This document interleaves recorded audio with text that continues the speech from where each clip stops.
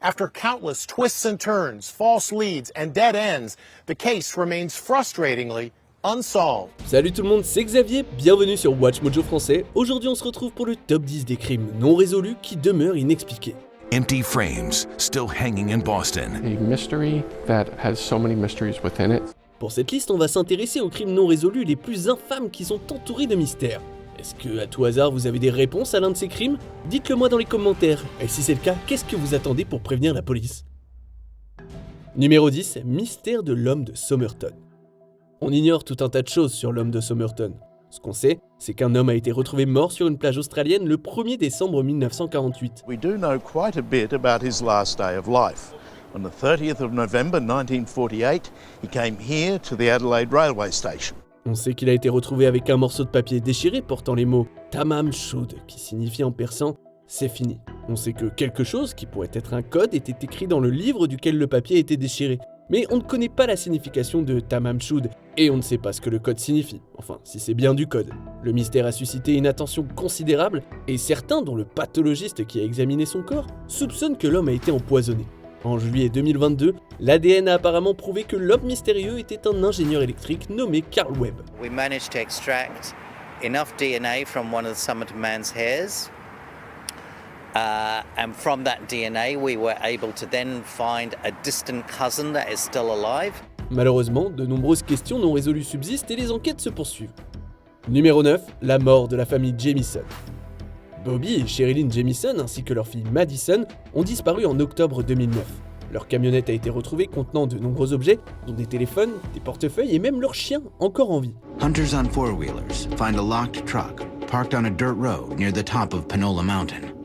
They peeked in the window and they saw a dog, and the dog was not doing so well. It had been locked in that truck for multiple days. Le plus intriguant, c'est sans doute les 32 000 $ en liquide trouvés à l'intérieur du véhicule. En parcourant les vidéos de surveillance de la maison, les enquêteurs ont vu les Jamieson charger leur camion dans ce qui a été décrit comme un état de transe, et Sherilyn Jamieson peut être vue en train de mettre une mallette dans le camion. They never acknowledged each other as they were walking back and forth from the vehicle. Cette mallette n'a pas été retrouvée sur le site. Les restes de la famille Jamieson n'ont été retrouvés que 4 ans plus tard, confirmant qu'ils étaient morts près de leur véhicule abandonné. Certaines théories ont été avancées, mais de nombreux aspects de cette affaire restent inconnus, notamment la cause de leur décès. If the Jamiesons were involved with drugs, in Latimer County, that usually means one thing. We automatically assume here in southeastern Oklahoma, if you're on a drug, that it's methamphetamine. Numéro 8, les meurtres d'Interkaifeck. Affaire non résolue captivante, les meurtres d'Interkaifeck regorgent de détails effrayants. Avant les meurtres, les habitants de la ferme en Allemagne auraient entendu des bruits de pas dans le grenier, trouvé des journaux sur la propriété et même vu des traces de pas menant à une serrure cassée. Cependant, tous ces incidents ont été ignorés par Andreas Gruber, 63 ans. Le 31 mars 1922, tard dans la soirée, 4 des habitants de la maison, dont Gruber, ont été attirés dans la grange et tués par un assaillant inconnu, ou peut-être même plusieurs assaillants.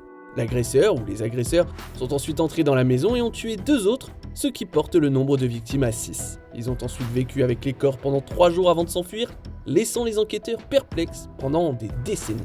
Numéro 7, le cambriolage du musée Gardner. Ce véritable vol d'art ferait pâlir n'importe quel film.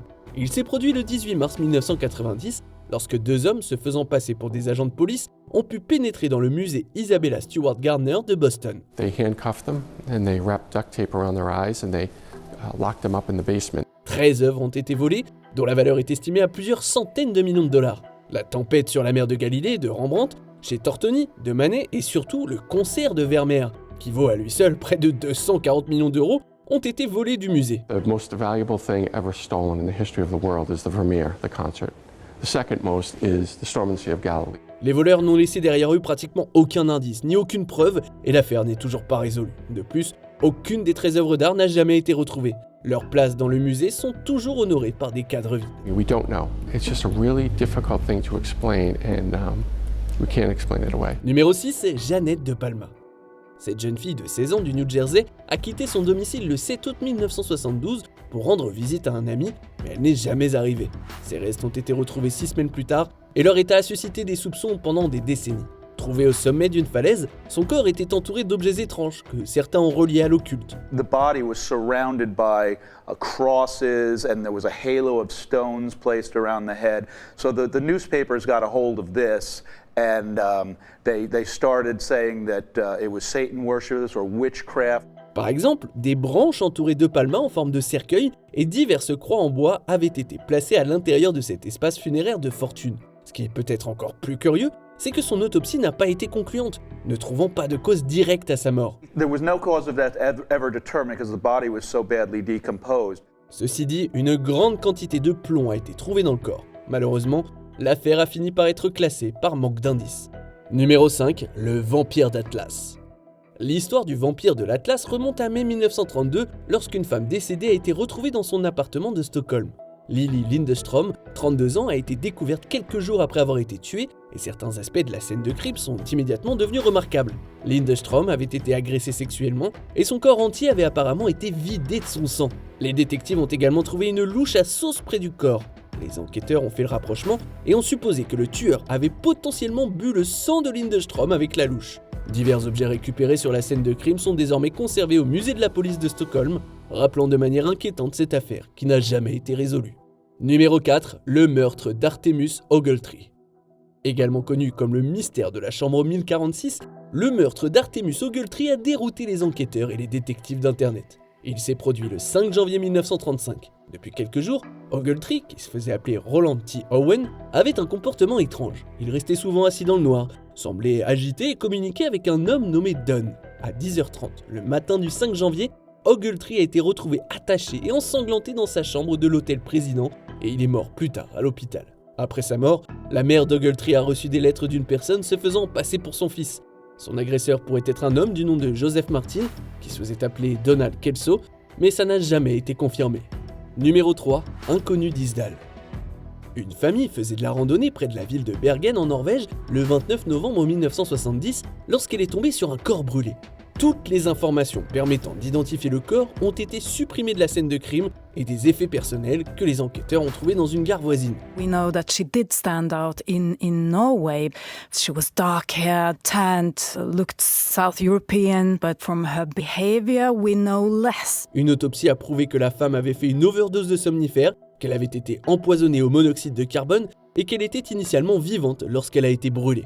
Une enquête plus approfondie a prouvé qu'elle avait voyagé en Europe avec des perruques et de nombreux faux passeports. From what we know about the Easter woman, it is highly likely that she spent time in Italy. A bag from a shoe shop in Rome was found in her belongings. De multiples théories ont vu le jour, comme le fait que la femme d'Isdal était une espionne de la guerre froide, qu'elle s'est suicidée et qu'elle a été tuée. There was a theory put forward by the police in Norway that the Isdal woman may have been part of a criminal gang making counterfeit checks. Malheureusement, nous ne connaîtrons peut-être jamais les réponses à cette myriade de questions. Numéro 2, John Bennett Ramsey. Le sort de l'enfant reine de beauté John Bennett Ramsey a été l'un des plus grands événements des années 90. A story that is gripping the nation. It is the investigation of the murder of little John Benet Ramsey. Son corps a été retrouvé dans le sous-sol de la maison familiale, dans le Colorado, le 26 décembre 1996.